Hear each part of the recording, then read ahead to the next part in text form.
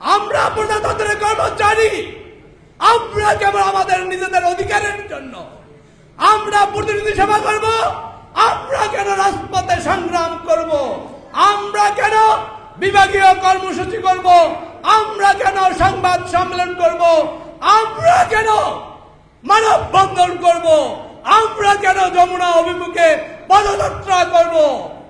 আমরা বিগত সরকারের 15 বছরে প্রজাতন্ত্রের কর্মচারীরা নিষ্পেষিত, নিপীড়িত, নির্যাতিত।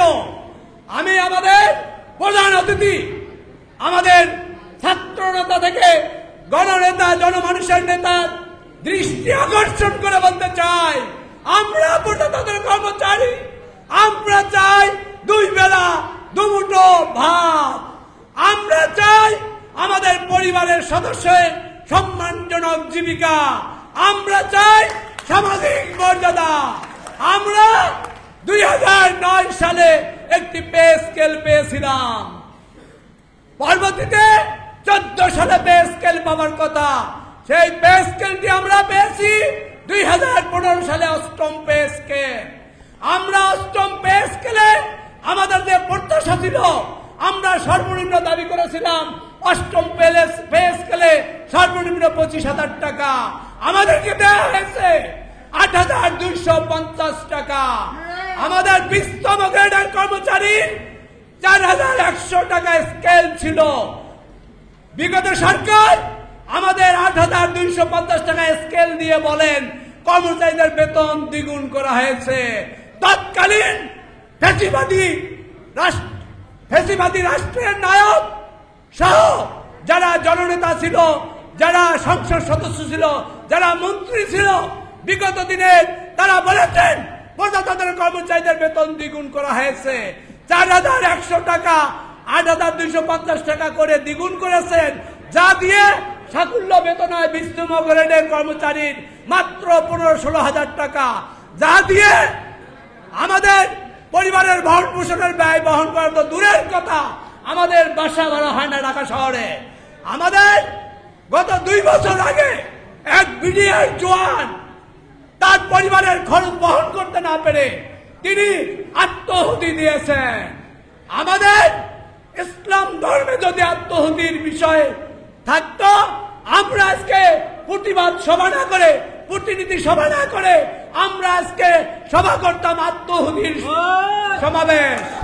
আমরা প্রজাতন্ত্রের লক্ষ লক্ষ কর্মচারী আত্মহুতি দিতাম, কারণ আমরা আমাদের উপার্জন দিয়ে পরিবারের ভরণ পোষণের ব্যয় বহন করতে পারি না।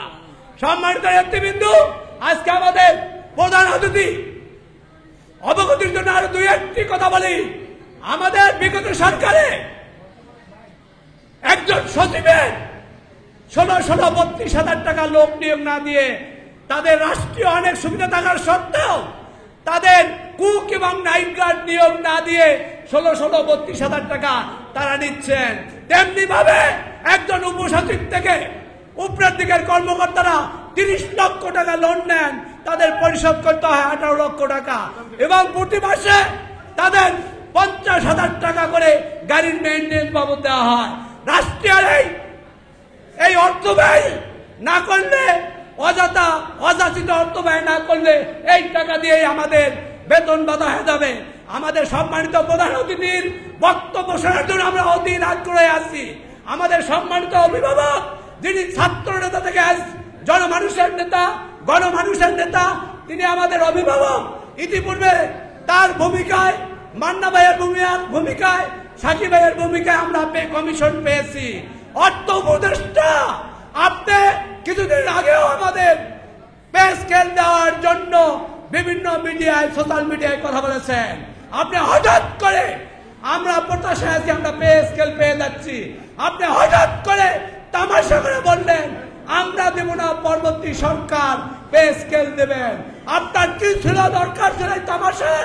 আপনি অর্থ উপদেষ্টা মহোদয়, আপনি যদি পে স্কেল দিতে না পারেন, আপনি আগামী কালই পদত্যাগ করবেন। পদত্যাগ করে আপনার দায়িত্ব যে পে স্কেল দিতে পারবেন, সেই আমাদের অর্থ উপদেষ্টার দায়িত্ব নেবেন। সম্মানিত নেতৃবৃন্দ, 30শে নভেম্বরের মধ্যে যদি আমাদের পে কমিশনের সুপারিশ না দেওয়া হয়, এবং 15 ডিসেম্বরের মধ্যে যদি কর্মচারীদের পে স্কেলের নবম পে স্কেলের গেজেট প্রকাশ করা না হয়, আমরা 16 তারিখে যে কর্মসূচি দিব, এই কর্মসূচিতে আপনারা যার যার অবস্থান থেকে অংশগ্রহণ করে পে স্কেল আদায় করে ইনশাআল্লাহ এই সরকারের কাছ থেকে আমরা থাকবো।